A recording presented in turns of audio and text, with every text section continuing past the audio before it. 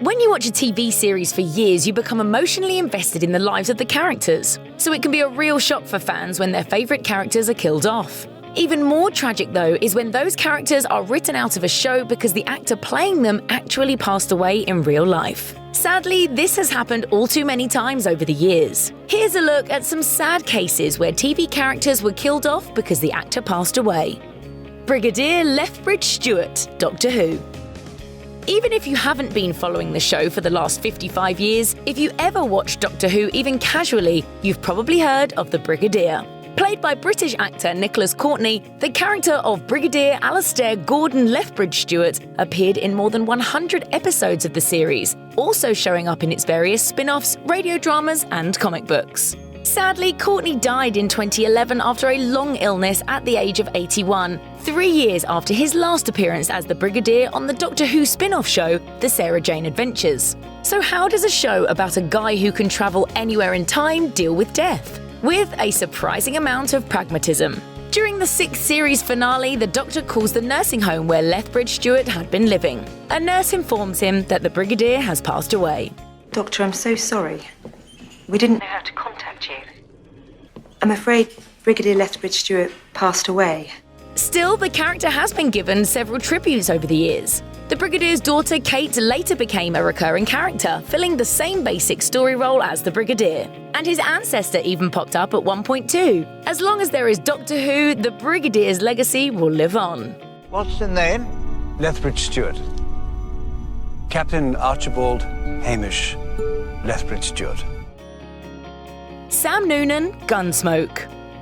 Classic Hollywood actor Glenn Strange was pretty prolific. An accomplished singer, songwriter and character actor, he worked in B-movies and television for decades, but was perhaps best known for playing Frankenstein's monster in 3 different films for Universal: House of Frankenstein, House of Dracula, and Abbott and Costello Meet Frankenstein. In fact, his portrayal of the character became so iconic that due to an editing error, his face was printed next to Boris Karloff's obituary in newspapers across the country. Never out of work for long, Strange found a home during his last 11 years playing Sam Noonan, the bartender on TV's Gunsmoke, a show which ran for an astonishing 20 seasons. Then, in 1973, he died of cancer at 74 years old. He'd been on more than 200 episodes of Gunsmoke when he passed, and out of respect, his character Sam was retired from the show. The Master, Doctor Who.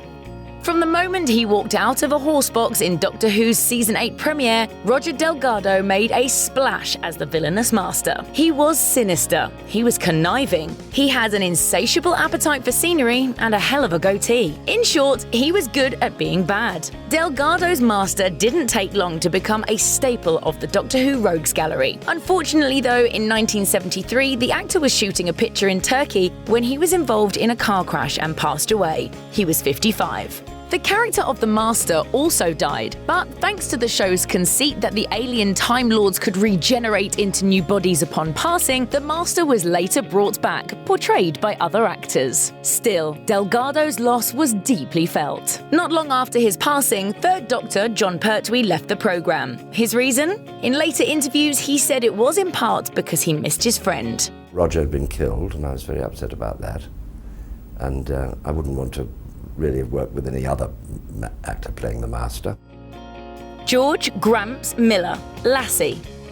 Losing a beloved grandparent is one of the most traumatic experiences a child can go through. In 1957, the producers of the classic TV show Lassie were suddenly forced to confront this when George Cleveland, who had played Gramps on over 100 episodes, suffered a fatal heart attack.